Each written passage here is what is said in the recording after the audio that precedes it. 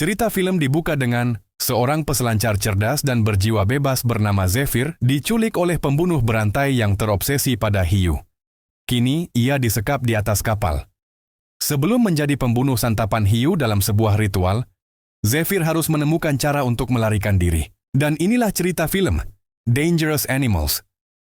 Di Gold Coast, Australia, seorang turis asal Kanada, Greg, dan temannya yang sedang hamil, Heather, tiba di Tucker's Experience untuk pengalaman menyelam bersama hiu. Mereka bertemu dengan kapten kapal, Tucker. Meskipun Heather sedikit merasa tidak nyaman dengan beberapa pertanyaan Tucker, mereka tetap melanjutkan perjalanan.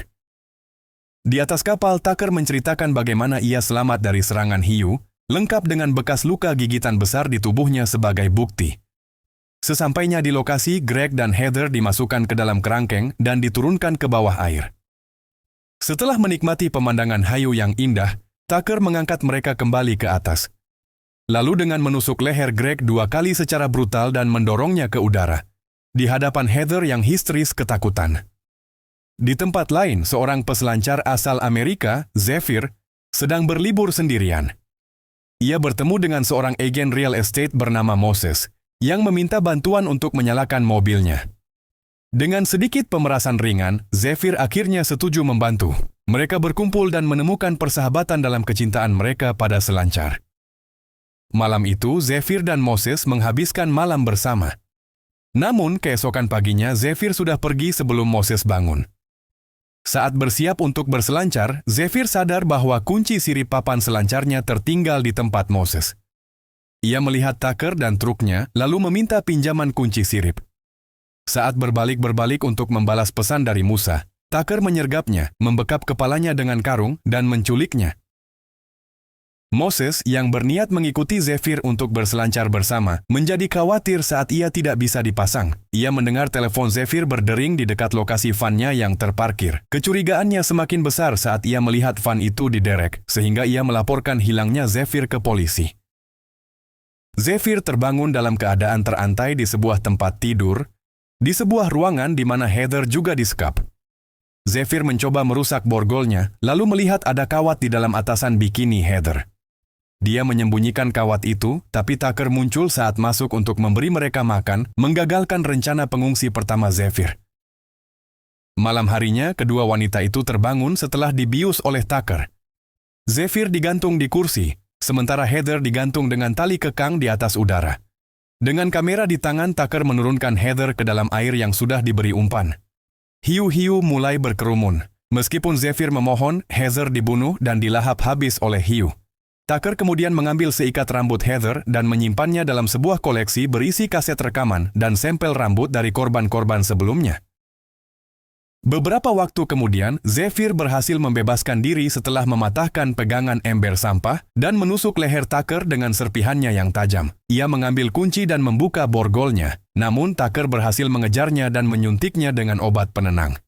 Zephyr sempat melemparkan kamera Tucker ke udara, tetapi obat itu membuatnya pingsan saat ia mencoba berenang ke kapal lain, dan Tucker berhasil menangkapnya kembali. Keesokan harinya, Moses, yang memimpin pencarian Zephyr, menemukan rekaman keamanan yang diperlihatkan truk Tucker di dekat van Zephyr pada saat ia menghilang.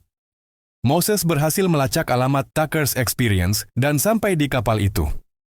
Ia menemukan Zephyr dan hampir berhasil membebaskannya, tetapi Tucker kembali tepat waktu dan menyerangnya. Perlawanan Moses berakhir saat ia dilanda pingsan oleh asisten Tucker, Dave, yang ternyata membantu menculik para korban.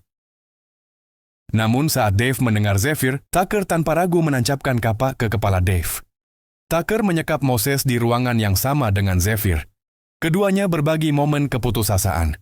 Tucker kemudian membawa Moses keluar untuk dijadikan umpan hiu berikutnya. Zephyr memasak Moses untuk tetap diam sama sekali. Ajaibnya, karena tidak ada gerakan, hiu-hiu itu tidak menyerang Moses. Kesal, Tucker menariknya ke atas dan menusuk dinding berkali-kali untuk memancing hiu kembali dengan darah.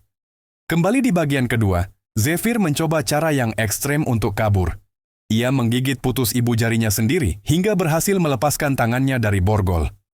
Saat ia mencoba menelepon meminta bantuan, Tucker memotong listrik di kapal. Ia menangkap Zephyr, membiusnya, dan kini menggantungnya di atas udara. Seekor hiu mendekat, tapi anehnya, meskipun ada darah dari tangan Zephyr, hiu itu mengabaikannya. Zephyr menggunakan sebuah kait untuk menarik dirinya ke atas, tetapi Tucker membuatnya jatuh kembali ke udara, kali ini terbebas dari tali kekang. Zephyr berenang mengitari kapal dan berhasil naik kembali sementara Tucker mencarinya di udara. Ia meraih sebuah senapan harpun dan menembakkannya ke arah Tucker, menusuknya dan mendorongnya jatuh ke udara. Seekor hiu putih besar muncul dan melahap habis bajingan itu. Zephyr ditarik oleh tali harpun tetapi berhasil melepaskan diri. Ia melihat sebuah kapal pesiar yang ia coba menelepon sebelumnya. Ia menembakkan suar, dan kali ini kapal itu melihatnya. Zephyr segera menghampiri Moses yang tidak sadarkan diri karena lukanya. Ia memohon agar Moses bangun dan mengatakan bahwa Moseslah yang ia tunggu di daratan. Moses pun sadar, senang mendengar kata-kata itu. Zephyr tersenyum dan tertawa lega. Dan film pun tamat. Terima kasih sudah nonton. Dukung terus channel ini dengan klik subscribe, like, dan komen. Sampai jumpa di cerita film selanjutnya.